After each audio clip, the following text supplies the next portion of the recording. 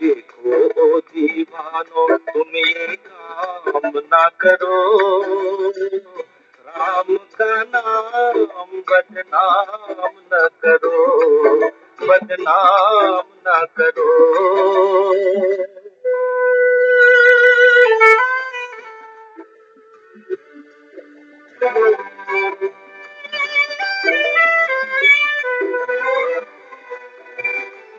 राम को समझो, कृष्ण को जानो, नींद से जागो ओ मस्तानो।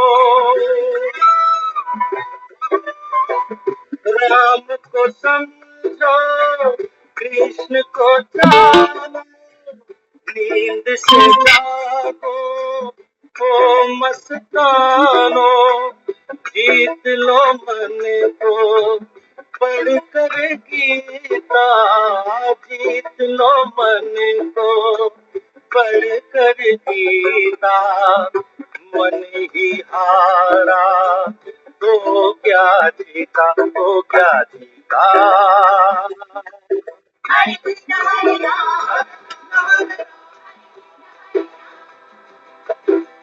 जीवन को नशे का तुम गुलाम ना करो, राम का नाम बदनाम न करो, बदनाम न करो।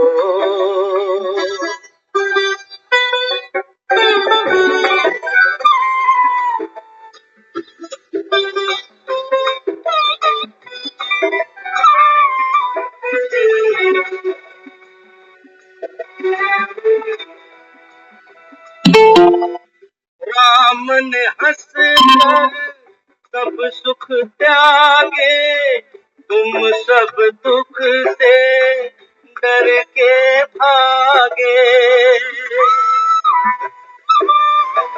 राम ने हंस कर सब सुख त्यागे, तुम सब दुख से डर के भागे। कृष्ण ने कर्म की रीत सिखाई, कृष्ण ने कर्म की रीत सिखाई। तुमने फर्ज से आंख चुराई हो राम तुम्हारी। हरे कृष्ण हरे राम। जीवन नाम है काम का, आराम ना करो, राम का नाम बदनाम न करो, बदनाम न करो। देखो ओ दीवानो तुम ये काम ना करो, राम का नाम बदनाम न करो, बदनाम न करो।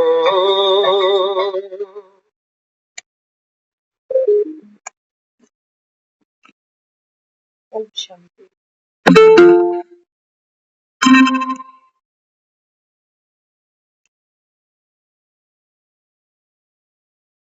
देखो ओ दीवानो, ये काम ना करो।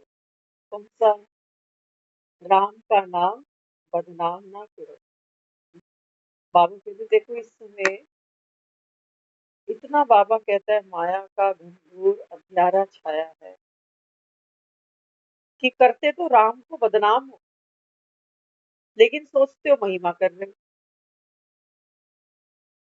करते बदनाम हो, कहते मारने वाला भगवान, बचाने वाला भगवान। कहते हो उसकी मर्जी के बिना पत्ता नहीं हिलता, उसके आगे किसी की चलती ही नहीं। बाबा कहते हैं बच्चे तुम मुझको बदनाम कर रहे हो और तुमको लगता है कि तुम मेरी महिमा कर रहे हो। बाबा कहते हैं बच्चे, जब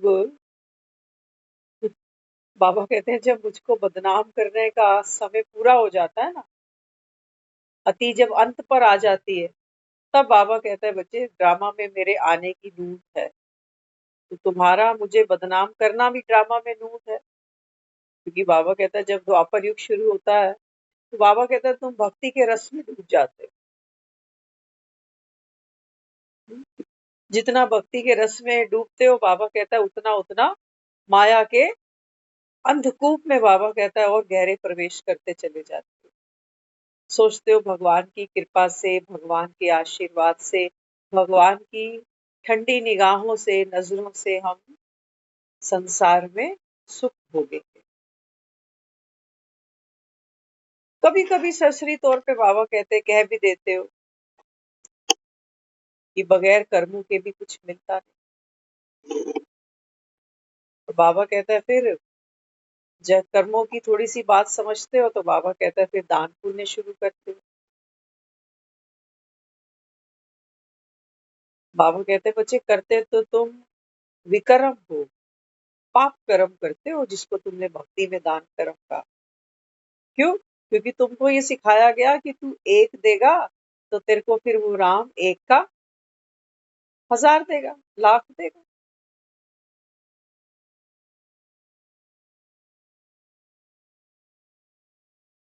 बाबा कहते हैं भक्ति में तुम भगवान के नाम पर ना धन दान करते हो, कपड़ा दान करते हो, रोटी दान करते हो, दवाइयां दान करते हो, कंबल दान करते हो। लेकिन बाबा कहते हैं बच्चे जिस राम के नाम पर तुमने इतना कुछ दान करा उस राम के पास तो दे ही नहीं।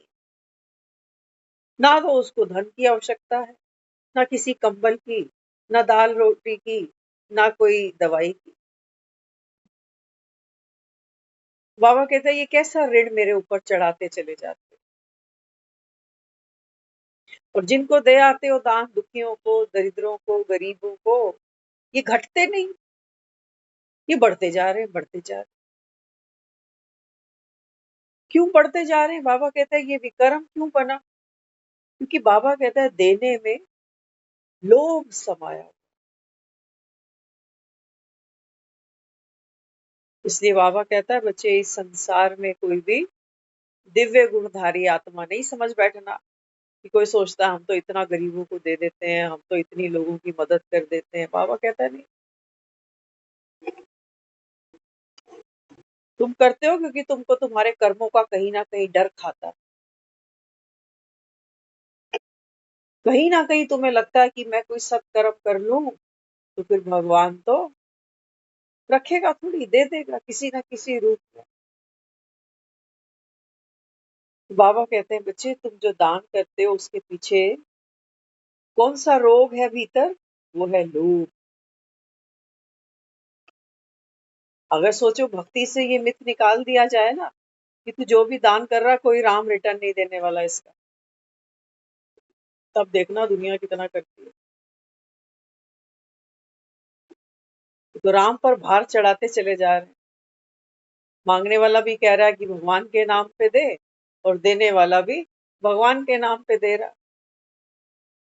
और यहाँ भगवान बैठा हुआ है वो कह रहा है कि मैं तो दाता हूँ, मुझे तो पुकारते हो कि हे पतित पावन आओ अब आकर कष्ट मिटाओ। तो बाबा कहते हैं तुमको जो कष्ट है वो किस वजह से है? तुम्हारे कष्टों का बीज कौन सा है? वो है बाबा कहते हैं बच्चे देह का अभिमान।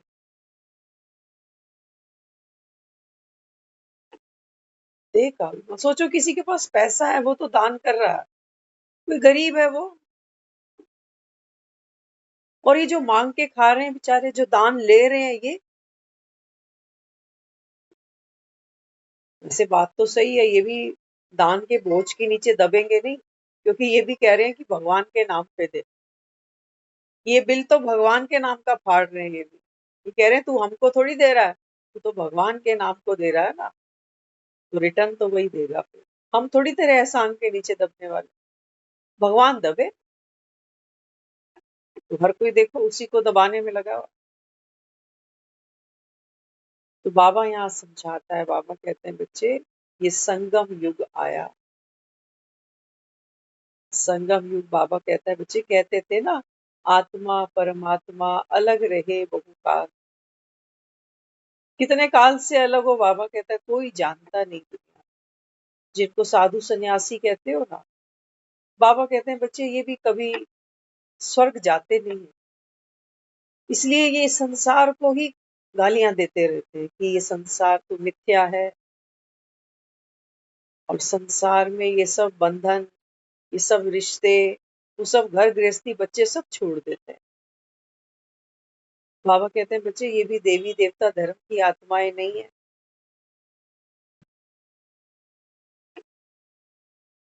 जिनको बाबा कहता है तुम फॉलो करते हो। बाबा कहते हैं संगम पर अगर कोई अपने सच्चे बाप को पहचान जाए, हाँ, कि भगवान एक ही है, लेकिन कौन है, कब आता है, क्या करता है, कैसे इस संसार की नरकवासी आत्माओं को स्वर्ग तुल्य बनाता है, तो बाबा कहता है फिर ये जो तुम शास्त्र आदि पढ़ते हो, भागवत पढ़ते हो, गीता पढ़ते हो, रामायण पढ़ते हो, ये सब तो बाबा कहता है खंडित हो जाए, इनको तो कोई ना पढ़े, क्योंकि बाबा कहता है ये सब कोई भगवान ने थोड़ी लिखा। जो तुम शास्त्र में मटेरियल पढ़ते चले आ रहे हो और अपने आप को बड़ा धार्मिक समझते हो। कई लोग मिलते हैं, वो कहते हैं हम तो सुबह सुबह घंटा डेढ़ का नियम है हमारा, सर्दी गर्मी हम तो 1-1.5 घंटा पूजा रोज करते, तब चाय पानी कुछ पीते। बाबा कहते हैं बच्चे ये तो विकर्म किया तो, भक्ति का भी बाहर उठाया, जन्म से तो भक्ति कोई नहीं करता। हाँ, बाबा कहता है जैसे जैसे तुमको दुख के थपेड़े लगते हैं ना, तब तुमको राम की याद आती। छोटा सा बच्चा घर में आता है, माँ बाप उसको सिखाते हैं, कहते हैं जय जय करो, प्रसाद कैसे लेना है वो सिखाएंगे, प्रार्थना कैसे करनी है, कोई भी बात होगी ना कहेंगे जाओ भगवान को बोल दो कि ये ठीक कर दो।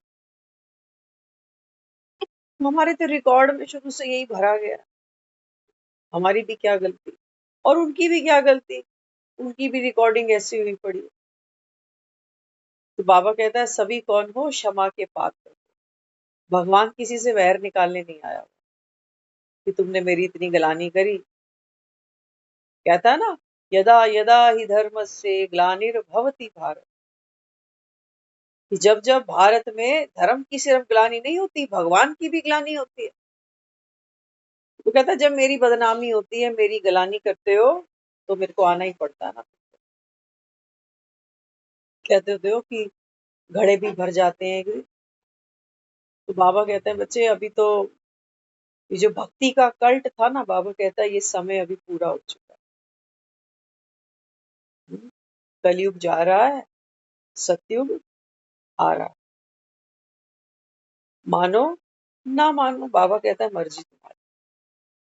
मानने से बाबा कहता है बच्चे तुम्हें परिवर्तन शक्ति आएगी,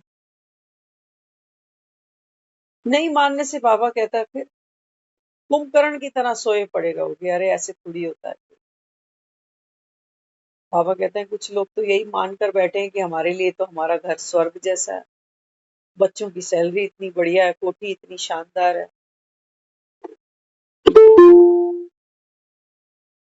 शरीर से बूढ़े बीमार हैं तो क्या हो गया, वो तो सबके साथ है, आए हैं तो जाना है, वो भी सबके साथ है, लेकिन हम सुखी हैं। हमको ये ज्ञान व्यान क्या करना है सुख के, भगवान हमसे राजी, हम भगवान से राजी। बाबा कहता है देखो ये गांधारी हैं,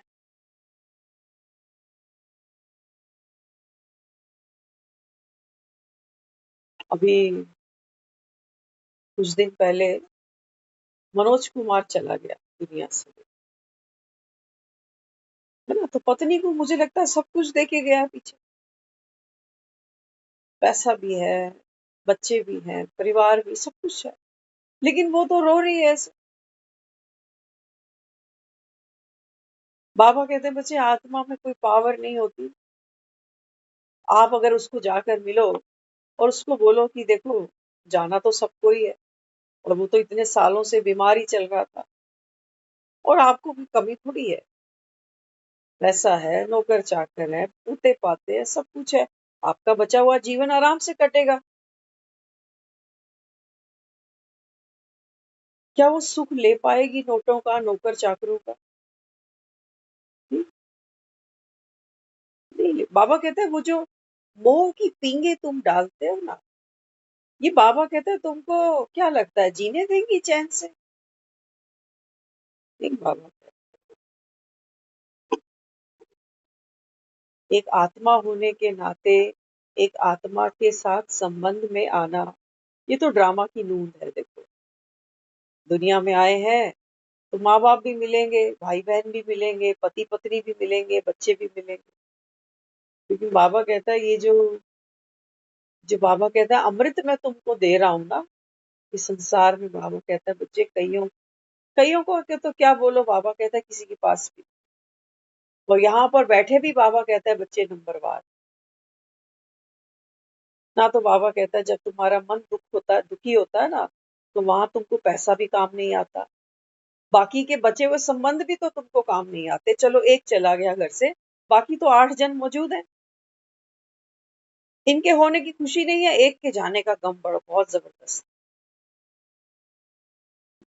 बाबा कहते हैं बच्चे यदा यदा ही, ये इसी को मैं कहता हूँ कि बाबा कहता है तुम्हारे जीवन नर्क बन गए, इसी को धर्म की ग्लानि मांगता हूँ। इसी को कहता हूँ कि तुमने राम का बदनाम कर दिया, कि राम ने जीवन दिया था खुशी से जीने के लिए। और बाबा कहता है तुम 4 दिन की जिंदगी थी, 2 दिन तुम्हारे आरजू में ही निकल गए कि ये चाहिए वो चाहिए। और बाबा कहता है फिर 2 दिन कुछ आरजू में निकले। और बाबा कहता है फिर जब आरजू कोई पूरी होती है ना, तो बाबा कहता है फिर तुम ग्रिप बनाते हो, पकड़ बना लेते हो। हम सुन रहे थे एक सामने एक वीडियो आ गया।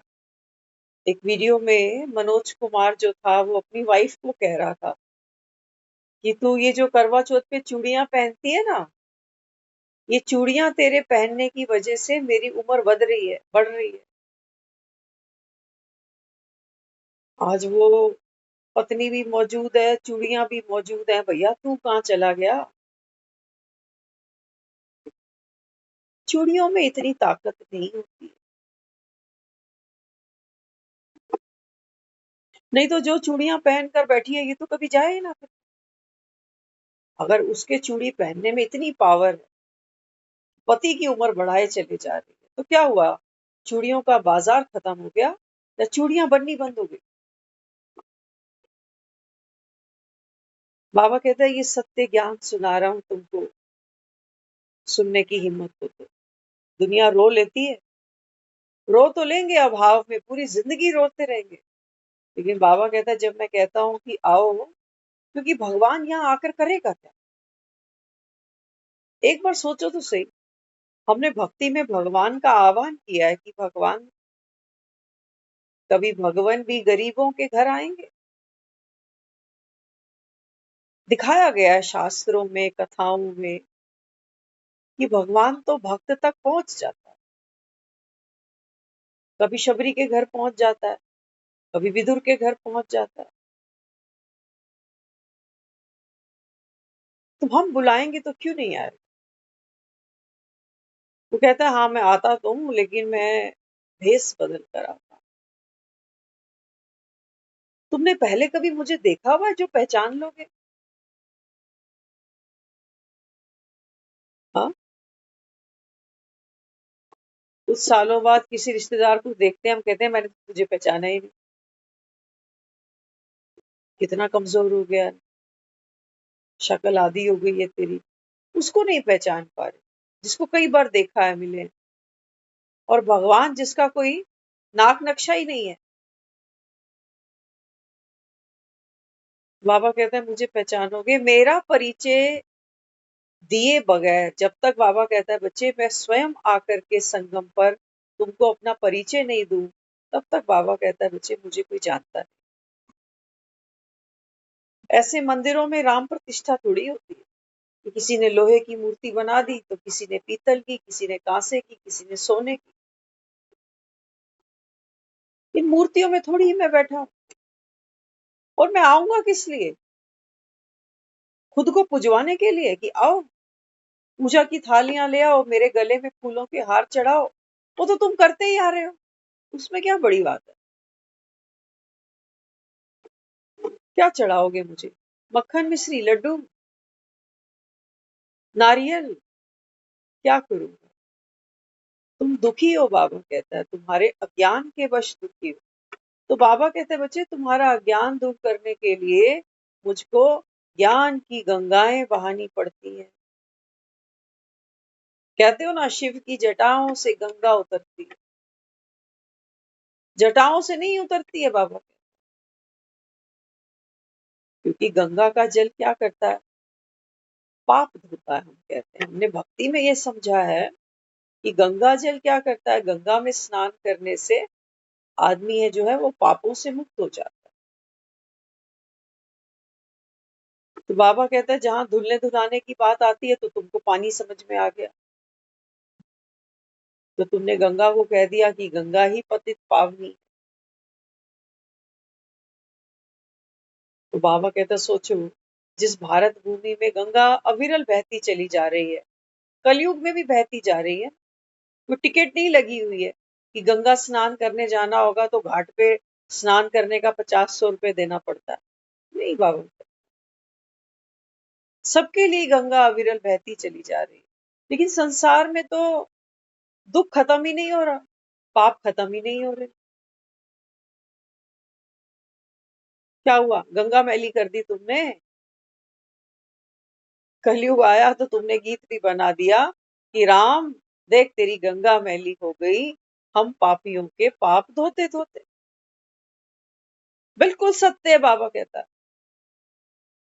बाबा कहते हैं, बच्चे, जो पवित्र ज्ञान है, जो जो ज्ञान बाबा कहता है अमृत तुल्य है, बाबा कहता है वो तो तुम जानते भी नहीं हो। और तुमने, बाबा कहता है, वो जो भक्ति मार्ग में जो जो कुछ सुना, बाबा कहता है उसी को तुम सोच कर बैठे हो कि ये ज्ञान होता है। रामायण में ये कथा है, गीता में ये है, महाभारत में ये है, वेद पुराण में ये है, शिव पुराण में ये है, गरुड़ पुराण में ये है। इसी की डुबकियां लगाते लगाते बाबा कहता है, देखो संसार से कितनी आत्माएं नेति नेति करते निकल गई। कहते हैं भगवान का तो किसी ने अंत ही नहीं पाया। हम्म? बाबा कहता है, तुम बच्चे तो जान गए कि ड्रामा है, ड्रामा का आदि अंत नहीं है, लेकिन भगवान है, भगवान का तो ड्रामा में छोटा सा पार्ट है और बड़ा स्पेशल पार्ट है। तो बाबा कहते हैं, बच्चे, वास्तव में ये ज्ञान की गंगा है, जो जटाओं से नहीं निकलती है, मुख से निकलती है। बाबा कहते हैं, बच्चे, इस संसार में ज्ञान की पवित्र गंगा बहाने के लिए मुझे क्या करना पड़ता है? एक तन का आधार लेना पड़ता है, जिसको तुम भक्ति में बैल दिखाते आए कि शिव जब आते हैं तो बैल की सवारी करते। बाबा कहते हैं नहीं। बाबा कहता है, अगर मैं बैल के में बैठूं तो बाबा कहता है फिर बैल बात कर पाएगा, बोल पाएगा कुछ? संस्कृत बोलेगा, इंग्लिश बोलेगा, हिंदी बोलेगा, मद्रासी बोलेगा, सिंधी बोलेगा, बैल तो कुछ भी नहीं बोलेगा। और बैल को देख के तो दुनिया बैठेगी क्या? वो तो भागेगी। बाबा कहते नहीं बच्चे, मेरी सवारी कौन है? बाबा कहता है, जब मैं संगम पर आता हूँ ना, तो बाबा कहता है फिर एक बूढ़े तन का आधार ले, जिसको बाबा कहता है तुम भक्ति में ब्रह्मा कहते आए। हम्म? कहते हो ना, भगवान ने ब्रह्मा के द्वारा सृष्टि रची। तो बाबा कहते हैं, जिस सृष्टि में तुम बैठे हो ना, तुम्हारे मन में प्रश्न आता है कि भगवान ने ये दुनिया बनाई, जहां मुसीबतें हैं, परेशानियां हैं, तकलीफें हैं, बीमारियां हैं, और इतनी मेहनत करने के बाद मर ही जाना है, तो भगवान ने ऐसी दुनिया क्यों बना दी? जहां घरों में सुख शांति नहीं, जहां रिश्तों में वो अपनापन महसूस नहीं होता, जहां शरीर बीमार है, रोगी है, उम्र चाहे कोई भी हो, छोटे छोटे बच्चे अस्पतालों से भरे पड़े, सिर्फ बूढ़ों की क्या बात करें, जवानों को देखो। तो बाबा कहते हैं बच्चे ये वो संगम का समय है जब बाबा कहता है तुम मेरी बदनामी अति तक ले जाते हो। कोरोना आया था ना तो भी कई लोग कहते पता नहीं भगवान का, कहते थे भगवान इससे अच्छा तो हमें मार ही दे, ऐसे तड़प तड़प के जीने से। पता नहीं कौन सी गली के बाहर कब बैरिकेड लग जाए, कौन सी एम्बुलेंस किसके घर से किसको पकड़ के ले जाए। ये तो हम सबने जीते जागते देखा है। कितने पड़ोसी जो आज नहीं बैठे हमारे साथ, कितने संबंधी रिश्तेदार कोविड में निकल गए। रखते थे ना भगवान पर उंगली कि भगवान पता नहीं कहाँ सोया है।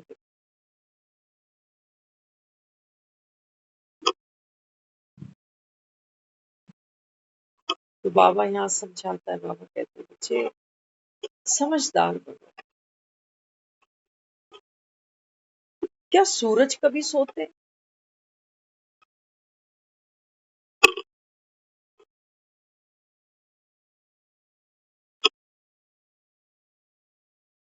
बाबा कहते हैं बच्चे मैं तो नित्य हूँ। ये थोड़ी है कि तुम मुझको याद करोगे, पुकारोगे दुख तकलीफ में तभी मैं प्रकट होता हूँ। बाबा कहता नहीं, मेरा रोल है, बाबा कहता है एक पर्टिकुलर समय पर। बाकी मैं तो नित्य हूँ, मैं कहाँ सोया हूँ, मैं तो पूरे ड्रामा का साक्षी हूँ। तो बाबा कहता है ये भी ड्रामा की नूंद है कि मैं बीच में इंटरफेयर कर ही नहीं सकता। ड्रामा ने भगवान के भी हाथ बांध के रखे। जैसे सोचो सब पढ़े लिखे माँ बाप हैं आजकल, है ना। हमारे ही बच्चे पेपर देने जाते हैं, हम एग्जामिनेशन हॉल के बाहर खड़े रहते हैं। उन्होंने हमारे हाथ पैर बांध रखे हैं कि भैया तू अंदर मत आइयो। लॉ ही नहीं है। हम ये नहीं कह सकते कि मैं बहुत क्वालिफाइड हूँ, मुझे तो अंदर आने दे, जहां मेरा बेटा या बेटी बैठी हुई है। इसे कुछ समझ नहीं आ रहा होगा तो मैं बता दूंगा, अनपढ़ थोड़ी हूं मैं, मुझे वो सारा कुछ आता है जो तुमने क्वेश्चन पेपर मेरे बच्चे को दे रखा। लेकिन नहीं, लॉ नहीं है बाबा। तुम भी एग्जामिनेशन हॉल के भीतर नहीं जा सकते। बाबा कहते हैं बच्चे मैं भी नहीं आ सकता, चाहे वो बाबा कहता है कोरोना का पेपर ही क्यों ना आ जाए। बनी बनाई बन गई, क्या करो। हम्म? चलो अब तो जो बीती तो बीती, बाबा कहता है उसको तो बिंदी लगाओ। अब बाबा कहता है आगे की सोचो। अब घर जाना, कैसे जाना? रोते हुए, रोते हुए जाना ना। दुनिया देखो संसार से कैसे चली जा रही। ये तो सबको पता है कि एक दिन दुनिया से जाना ही है। कितनी दुनिया है जो अस्पतालों में पड़ी हुई है, छुट्टी का इंतजार करते हैं कि कब छुट्टी मिले तो कब घर जाए। बाबा कहते हैं बच्चे इस समय कलयुग में माया का जो परछाया है, इससे कोई बचा नहीं है।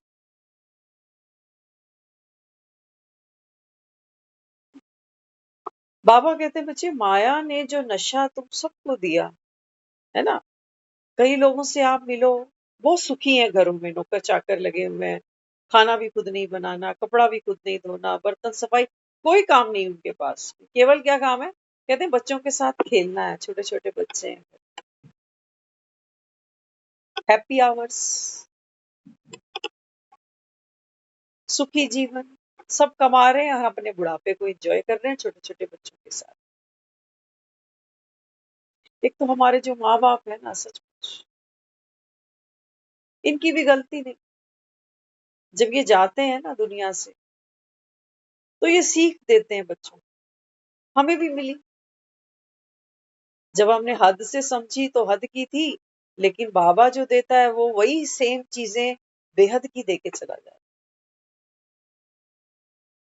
कोई भी माँ बाप दुनिया छोड़ने से पहले अपनी औलाद को ये नहीं कहता कि बच्चे, हमने तो घर गृहस्थी, परिवार, इन सब के पीछे पूरा जीवन निकाल दिया और अंत में जहां आज पड़े हैं ना, हमें लगता है हम खाली हाथ हैं। पीछे सब छूट रहा है, ये शरीर भी यहीं छूट जाएगा, तो हमें लगता है हम खाली जा। कोई कहता है ऐसे? ना जी। वो बेचारे चिंता जताते हैं, कहते हैं मेरे पीछे से घर को देखना, भाई बहनों को देख लेना, है ना, लड़ाई झगड़े नहीं करना। वो बेचारे प्रॉपर्टी बांट के चले जाते हैं कि मेरे पीछे झगड़े ना। तो हमने तो इसी प्रॉपर्टी को, इसी फ्लैट को, इसी दुकान को सबसे बड़ी संपत्ति माना था। इसी के पीछे पूरी जिंदगी अपने मन में भी कलेश चलते रहे और पीछे से बच्चे ना झगड़ा करें तो कह दिया चलो हम तुमको हिस्से करके दे जाते हैं, तुम भी झगड़ना। प्रैक्टिकल बात है, हम एक बुजुर्ग से मिले थे, आज से कोई 7-8 साल पहले पुरानी बात हो गई। अब देखते हैं लोगों से, सोचते हैं इन्होंने जीवन में क्या निचोड़ निकाला होगा। तो हमने किसी से पूछा, हमने कहा कि आप रिटायर भी हो गए, इतने साल हो गए आपको, क्या है जिंदगी? बस इतनी सी बात पूछी थी। तो देखो, हर आदमी का अपनी अपनी लाइफ का एक अपना अपना तजुर्बा है। तो उसने क्या कहा, जान अटकी पड़ी पैसों में। तो कहने लगा कि हमने तो मेहनत करके पूरी जिंदगी कमाया, लेकिन बच्चों ने पैसा खराब। ये दर्द है अंदर। एक दर्द तो पैसा खराब हुआ ये, और दूसरा ये बच्चे लायक भी नहीं है। ये निचोड़ है हमारी जिंदगी के। बाबा कहते देखो माया का परछाया कितना जबरदस्त है। सबको अफीम घूट के पिला रखी है माया ने कि तुझे कुछ थोड़ी होना। तो देखो दुनिया, बुढ़ापे में भी खुद को जवान करने में लगे हुए हैं लोग। समझ मिलती है उनको, जैसे ही वो थोड़े से बाल दिखाई देते हैं ना, सफेद सफेद से हो रहे हैं, तो फट से वो डाई करवाने लगते हैं। हमारा शरीर भी हमको एक संदेश देता है कि देख अब कितना परिवर्तन तेरे अंदर हो रहा है। हाथ पैरों में वो जान नहीं, दिल कमजोर हो गए अभी, काम उतने होते नहीं अभी। जिस शरीर से आज तक सुख भोग रहे थे, आज ये शरीर तकलीफों का भंडार बन के रह गया। लेकिन हमारी आंखें नहीं खुलती। हम भगवान को कहते हैं कि तू आंखें खोल भाई। हम तो पार्लर जाकर कितनी क्रीमें ठुकवाएंगे, हम तो प्लास्टिक सर्जरी भी करा लेंगे। हमारी क्या बात है, हम तो यंग जनरेशन के साथ बैठकर जो यंग जनरेशन पहनती ओढ़ती है वो भी पहन ओढ़ लेंगे। अभी तो मैं जवान।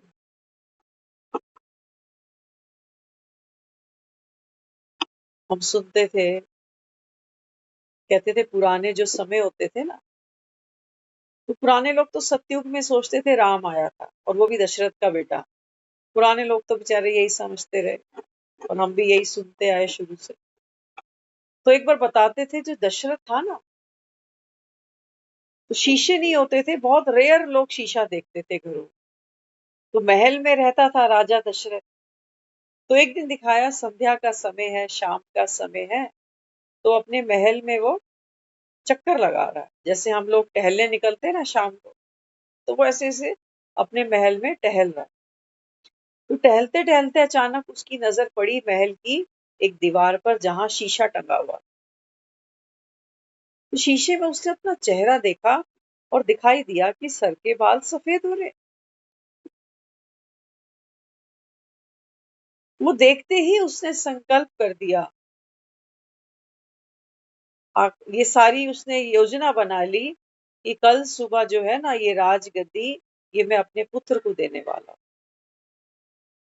देखो, संकेत, सर के बाल सफेद हुए तो संकेत ले लिया उसने। गद्दी का भी मोह नहीं, है ना। बाबा कई बार कहता है ना, बच्चे वहां तो मोह जीत राजा है। यहाँ तो देखो, माँ बाप कोई महल में नहीं बैठा हुआ, लेकिन वो घर की चाबियां देते भी हाथ कांपते हैं अपनी सगी औलाद को।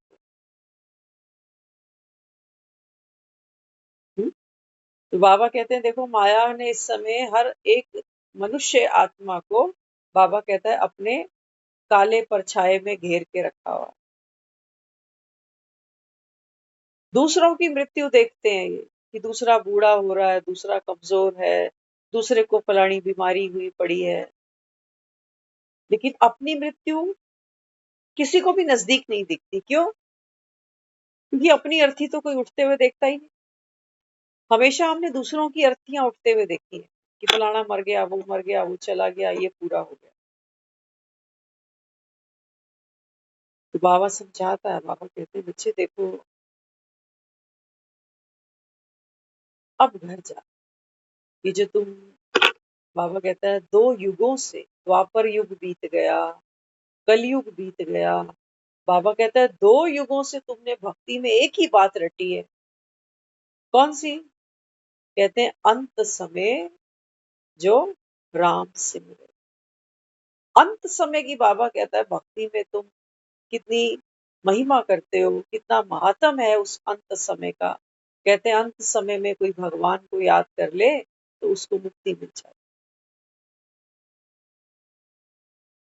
बाबा कहते हैं ये कच्चे पापड़ खाए तुम और पेट दर्द हुआ तुम्हारा खा खा। एक तो बाबा कहता है बच्चे, अंत समय कब है? बाबा कहता है जब ये पूरा कल खत्म हो रहा है, कलयुग का अंत। बाबा कहता है इस समय मेरी, बाबा कहता है इसी समय भगवान इस भारत भूमि में, इस धरा पर प्रवेश करते हैं। बाबा कहता है इस अंत की बात हो रही है। और बाबा कहता है राम कौन? वो तो दुनिया जानती ही है। तुमने, बाबा कहता है, गंगा जल पिलाया जाते को, किसी को तुलसी खिला दी, किसी को गीता का 18वां अध्याय सुना दिया, किसी के हाथ से दान पुण्य करा दिया। जाने के बाद भी कराते रहते हैं। कहते हैं पंडितों को खिला देंगे, गाय को खिला देंगे, मंदिर में दान दे आएंगे। बाबा कहते हैं मैं सामने बैठा हूं, क्या देना है मुझे, निकाल दे। तो हम कहते हैं भी अभी तो, अभी बैठा तो हूँ ठीक ठाक, अभी से क्या दे दूं? हाँ, ये तो मेरे जाने से पहले मेरे घर के लोग, मेरे परिवार, मेरे बच्चे, मेरे रिश्तेदार वो करेंगे ना। मैं अपने हाथ से थोड़ी कुछ देने वाला हूँ तुझे। बाबा कहते हैं बच्चे गुप्त दान है।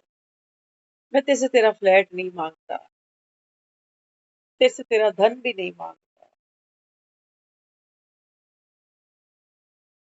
क्या करूंगा मैं? एक ईंट ऊपर उछालो आसमान में, वापस नीचे गिरती है। वो हम कह रहे हैं ऊपर वाला, तो ऊपर वाला मेरे फ्लैट को क्या करेगा फिर? ऊपर वाला मेरे धन का क्या करेगा? बाबा कहते हैं बच्चे मैं जो तुझसे मांगता हूं ना, ये क्या मांगता हूँ? एक डॉक्टर को हम क्या दे के आते हैं, है ना? मोटा मोटी देखोगे तो आपको लगेगा डॉक्टर को फीस देकर आते हैं। तो उसको भी 2 रोटी खानी है बेचारे को। हम डॉक्टर के पास जब जाते हैं ना, तो हम उसके पास छोड़ते हैं अपनी बीमारी के कीटाणु, अपना रोग वहां छोड़ते हैं। उसकी एवज में आपको पैसा देना होता है। बाबा कहते हैं बच्चे मैं कौन हूँ? Supreme surgeon. तुम, बाबा कहता है, युगों युगों से मेरे पीछे लगे पड़े थे। कभी राम बन के, कभी श्याम बन के चले आना, प्रभु जी चले आना। किस लिए? हलवा खाना है। हलवे खा खा के तो तुम खुद डायबिटिक हो गए। तो बाबा यहाँ समझाता है, बाबा कहते हैं बच्चे आत्मा ने मुझे पुकारा है, किस लिए?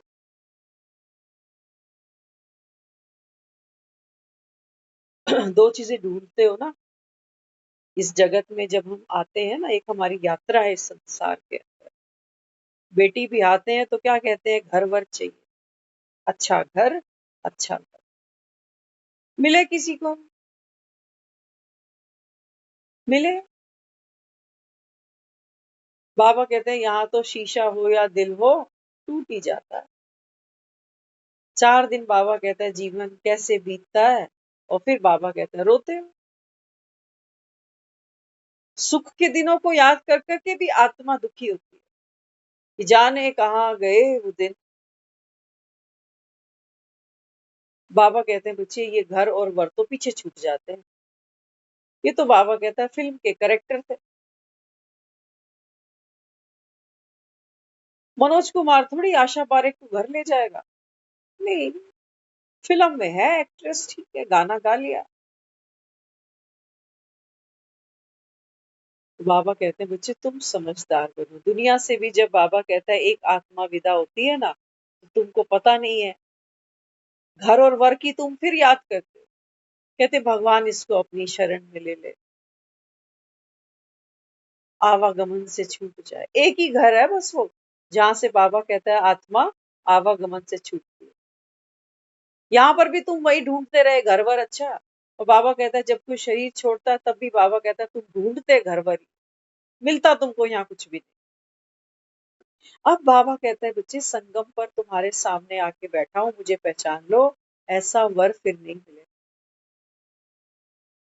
अविनाशी, अजन्मा, असोचता, अभोगता, सृष्टि का क्रिएटर, ज्ञान का, प्रेम का, गुणों का, शांति का, शक्तियों का सागर। बता देना कोई मिला ऐसा। कहते मेरे जो हस्बैंड है ना उनको तो बात बात पे गुस्सा आता है। कितनी बार कह चुका है 25-20 साल में कि चली जाए यहाँ से। ये प्रेम के, ज्ञान के, गुण के, शक्तियों के सागर तो क्या, ये तो चुल्लू भी नहीं। बाबा कहते हैं मैं तेरे पतियों का पति, तुम्हारे बापों का बाप बैठा हूं। आंख खोल, बाबा कहता है। मुझे कहते थे कि भगवान पता नहीं कहाँ सोया बैठा। बाबा कहता है सोए तो तुम हो। रोज रोज जगाने पर भी बाबा कहता है बच्चे तुम्हारी आंख नहीं खुलती है, एक सांस छूटती है। बाबा कहता है ये सारा जो तुम गृहस्थी के झमेले में फंस कर बैठे हो ना, क्रोध की वजह से, काम की वजह से, लोभ की वजह से, बाबा कहते हैं बीमारियां तेरे अंदर ही रह जाएंगी। तो बाबा कहता है फिर क्या होगा, नया पाठ खेलेगी आत्मा, शरीर बदलेगा, आत्मा वही मैली की मैली होगी, वही मैली आत्मा। बाबा कहता है फिर मैला ही रोल प्ले करेगी। अभी बाबा कहते हैं बच्चे तुम्हारी धुलाई का समय है ना। सुबह सुबह होती है तो धुलाई सफाई का काम शुरू करते हैं हम लोग। कोई घर की सफाई करता है, कोई नहाता धोता है, कोई मंदिर की धुलाई कर रहा होता है, कोई कपड़े धोने बैठ गया, कोई बर्तन धोने बैठ गया, है ना। बाबा कहते हैं बच्चे आत्मा को तो कोई जानता ही नहीं दुनिया में। वो जिम्मा भी तुमने भक्ति में मेरे पे ही छोड़ा था कि भगवान इसकी आत्मा को शांति दी। वो चौथे 13वीं की रस्में करने भी तुम पहुंचते मंदिर और गुरुद्वारों में ही हो कि भगवान इसकी आत्मा को शांति दे। कहाँ दूं, बाबा कहते ना वो लेने जोगे, बाबा कहता है अभी ना मैं देने जोगे। जब तक बाबा कहता है मैं संगम पर नहीं पहुंचूं, आकर के बाबा कहता है एक तन का आधार नहीं लूं, जब तक बाबा कहता है तू आत्मा मेरे सामने ना बैठे, तब तक बाबा कहता है बच्चे तुमको मुक्ति, जीवन मुक्ति, सुख शांति देगा कौन। ये तो कथाएं तो हमने पूरा जीवन ही सुनी है ना, रामायण की, इसकी उसकी, सब सुनते ही आ रहे हैं। हो गए सुखी, हुए। कितनी बार तो हमने घर में कथाएं कराई, घर में कितने कीर्तन करा लिए, खुश हो जाते, फलाने ने कीर्तन करा लिया, फलाने ने हवन करा लिया, तो सोचते हैं बड़ा धार्मिक आदमी है। बाबा कहते हैं बच्चे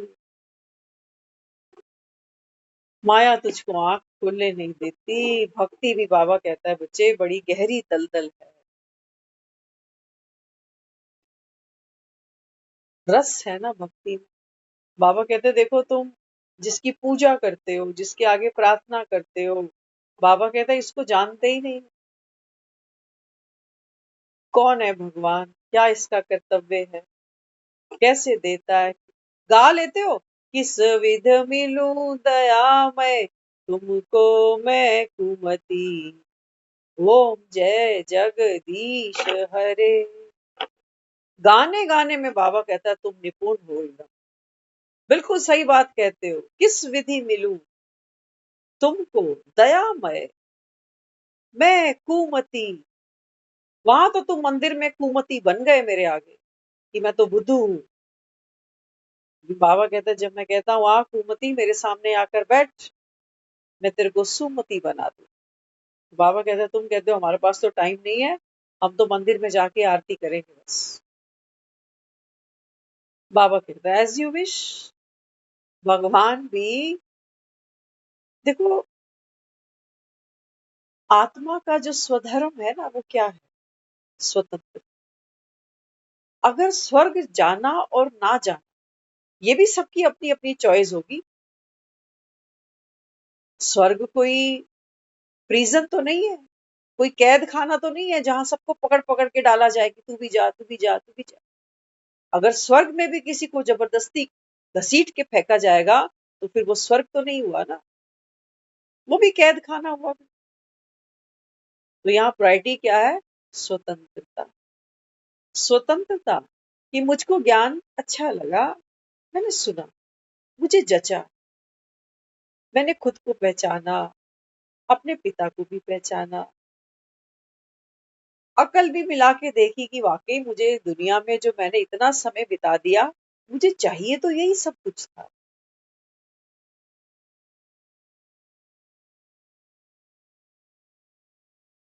कल हम सुन रहे थे एक बिफोर मैरिज, एक जैसे वो बैठते हैं ना, पेरेंट्स बैठते हैं बच्चों के आपस में, तो वो एक बात कर रहे थे, प्रैक्टिकल बात थी। तो जो लड़की के माता पिता थे वो कहने लगे, कहते हम लड़की की शादी तो कर देंगे आपके बेटे से, लेकिन हम दहेज नहीं देंगे। तो जो यहाँ लड़के वाले थे उन्होंने एक बहुत प्यारी बात कही, मुझको तो जची, बाकियों का पता नहीं। वो कहते हैं ठीक है, हमको दहेज नहीं चाहिए, आप दहेज मत दो, लेकिन एक बात की क्लैरिटी आपको भी होनी चाहिए। वो बोले क्या, कहते हैं देखो शादियां आजकल आपको पता है माहौल क्या है ना, चाहे माँ बाप ढूंढ के दे या बच्चे खुद से करें, निभाना तो इन्होंने है। तो आज के समय में आपको पता है शादियां बनती कम है, बिगड़ती ज्यादा। तो उन्होंने एक ये प्रस्ताव रखा उनके आगे, कहते हैं देखो शादी तो हम बिना दहेज के भी करेंगे नो डाउट, क्योंकि हमारा बेटा भी अच्छा कमाता है, आपकी बेटी भी वर्किंग है, तो हमको तो दहेज नहीं चाहिए और हमें करना क्या। लेकिन इन फ्यूचर कभी इन बच्चों का आपस में झगड़ा हुआ या इनको ये लगा कि हमको डिवोर्स लेना है, उस केस में आपकी बेटी मेरे बेटे से या ससुराल पक्ष से कोई भी किसी भी टाइप की रियायत नहीं चाहेगी। रियायत समझ रहे हो ना, कि मुझे मंथली इतना खर्चा दिया कर। कह रहे अगर आप इस पे राजी हो तो करते हैं शादी। तो वो जो लड़की वाले थे ना उनकी शक्ल बन गई, वो कहने लगे कल को कुछ बात हो गई तो हमारी लड़की तो बेसहारा हो जाएगी। बोले लड़की तो तेरी कमा रही है तो बेसहारा कैसे हो जाएगी।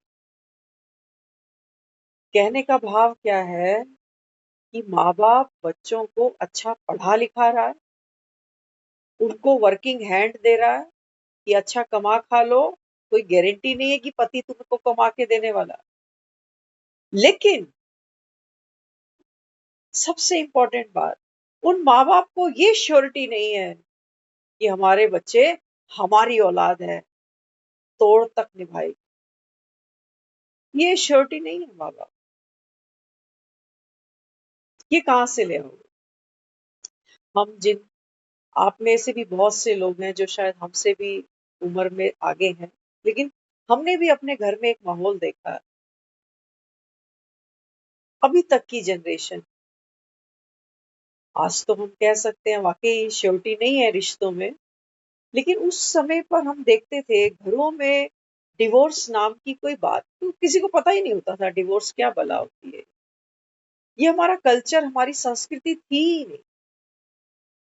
पुराने लोग बिना एक दूसरे के लड़का लड़की को देखे दिखाए, आजकल तो बच्चे आपस में मिल रहे हैं, बाहर डेट पर जा रहे हैं, बहुत कुछ हो रहा है आज तो। लेकिन पुराने माँ बाप तो खुद ही बैठे बिठाए एक एक पैक पिया, रिश्ता पक्का कर दिया।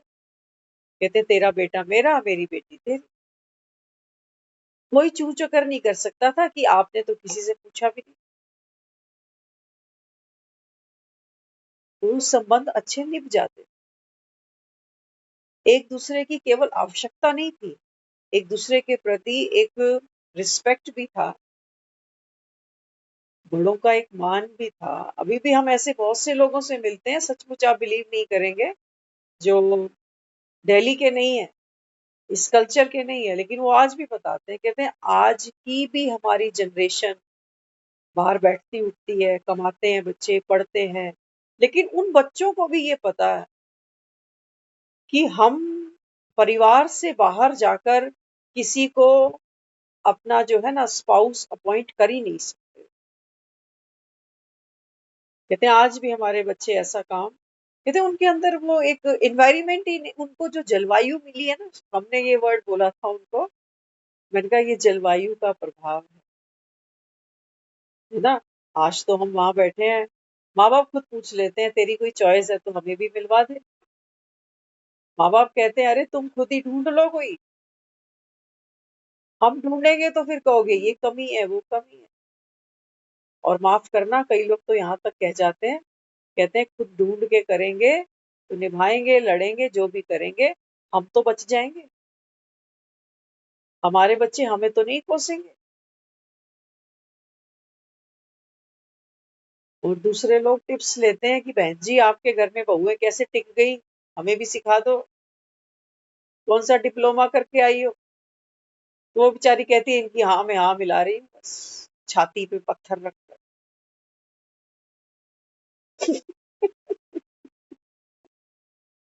सारा खेल किसका है, बाबा जो हमें रोज रोज ज्ञान समझा रहा है ना, बाबा कहते हैं बच्चे सारा जो खेल है वो क्या है, संस्कार मिलन की रास।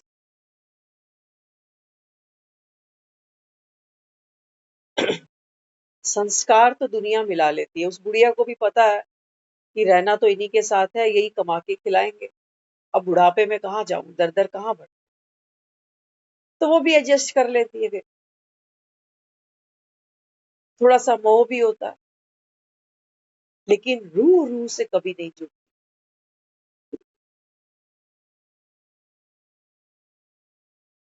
सोचो अगर घर में बच्चों से वो प्यार भी मिलता है, वो रिस्पेक्ट भी मिलती है, पॉकेट मनी भी समय समय पे मिल जाती है ना। तो भी बाबा कहते हैं बच्चे आत्मा ने अपने सत्य स्वरूप को नहीं पहचाना, वो इन छुटपुट से सुखों को अपना मानकर बैठी है कि मेरे बच्चे अच्छे हैं, मेरा ध्यान रखते हैं, मुझे बुढ़ापे में पूछ रहे हैं बेचारे। बाबा कहते हैं रोल खत्म होगा, सारा खेल खत्म हो जाएगा, फिर तेरे हाथ में क्या है बता। लेकिन बाबा कहता है माया तुमको आंख खोलने ही नहीं देती। वो तो कह रहा है यदा यदा ही धर्म से ग्लानिर्भवति भारत। बाबा कहता है घर घर में मेरी ग्लानी हो रही है, मंदिर में बैठते हो दिए जलाकर, धूप बत्तियां जलाकर, बाबा कहते हैं मारते मुझे जुतियां ही हो तुम। जब मेरे आगे मांगते हो ना झोलियां फैलाकर, वो कहता है मेरा दिल दुख पाता है उससे,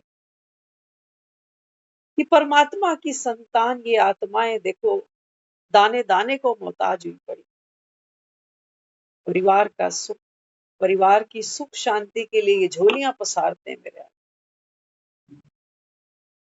हम निहाल कर रहे हैं भगवान को मंदिर की घंटियां बजा बजा के।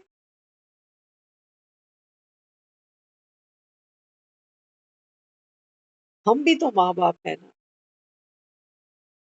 मेरा बच्चा रोज आकर मुझसे मांगता ही चले, मांगता ही चले कि मम्मी प्लॉट भी दे दे, मम्मी बैंक बैलेंस से तेरा पैसा है वो भी निकाल के दे दे। माँ को पता है मेरा सब कुछ है मेरे बच्चे का, लेकिन एक तो आस माँ भी रखेगी, पिता भी रखेगा कि मेरा बच्चा मेरे जैसा बने।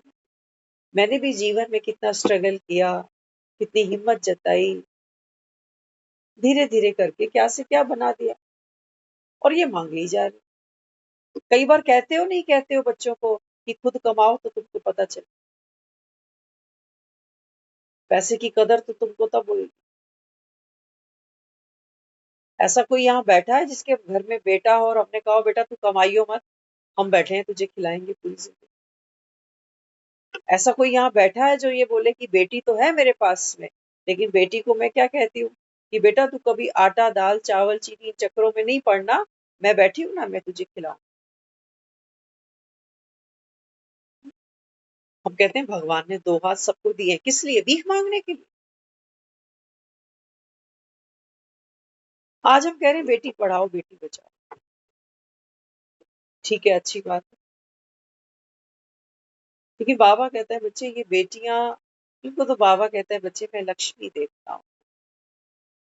लक्ष्मी अर्थात बाबा कहते हैं जो सुखों की दात्री है, जो दूसरों को सुख देने में सुखी होती है?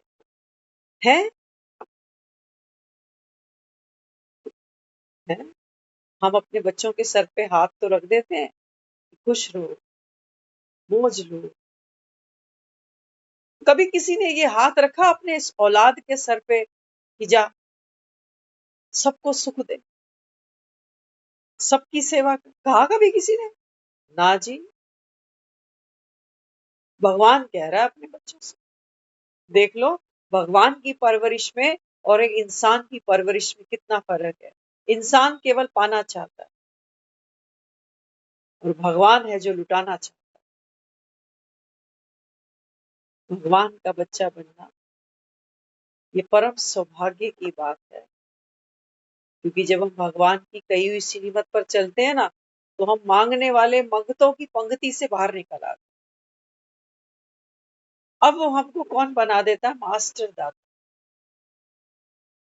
आज बार बार बाबा ने मुरली में सर्विस की तो बात करी, यही तो कहा बच्चे सबसे पहले एक बाप का परिचय दूसरे को जब तक नहीं मिलेगा ना, तब तक बाबा कहता है तुम ज्ञान की कितनी भी तूती बजा लेना, वो नहीं समझे। उनको तो ये लगेगा कि ये तो हमारी भक्ति के पीछे लगा हुआ, ये तो चाहता है हम मंदिर ही नहीं जाएं, कीर्तन ही नहीं करें, ढोलक नहीं बजाएं, घर में दीप बत्ती ना करें। बाबा कहता है नहीं तू सब कुछ कर, लेकिन बाबा कहता है बच्चे ज्ञान भी सुन, ज्ञान भी सुन। एक छोटा सा बच्चा आप देखते हो ना घर में आता है ना, माँ क्या करती है फीडिंग बॉटल उसके मुंह में रखती है। अब वो बेचारा उसको पकड़ नहीं पाता शुरू शुरू, तो माँ को उसको पकड़ के रखना पड़ता है फीडिंग बॉटल। लेकिन जैसे जैसे वो बच्चा बढ़ता है, तो फिर माँ क्या करती है उसके दोनों हाथों को बोतल पे ऐसे कर देती है, तो बच्चा खुद से पीने लगता है। बाबा कहते हैं तुम यहाँ आओ, तब तो बाबा कहता है बच्चे तुमको भक्ति और ज्ञान का डिफरेंस पता चले।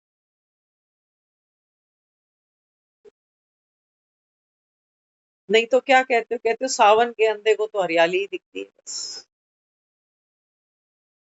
बाबा कहते हैं बच्चे अभी आंख खोल कर देख, कलयुग की बाबा कहता है अति खड़ी है सामने।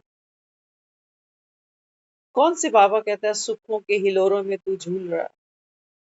क्या पड़ा है अब आगे? क्या पड़ा?